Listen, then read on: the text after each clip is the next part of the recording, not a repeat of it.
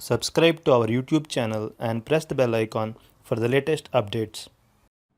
How to block third-party cookies on Google Chrome. Open Google Chrome browser on your computer. Click on the three-dot icon located at the top right corner of the page. Go to Settings. In the left sidebar, click on Privacy and Security. Under Privacy and Security section, click on Site Settings. Scroll down to Content section. Click on Cookies and Site Data. Select Block Third-Party Cookies.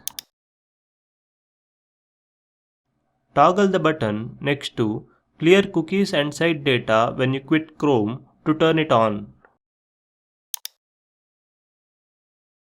Similarly, turn on Do Not Track. This is how you can block third-party cookies in Google Chrome. Thank you for watching.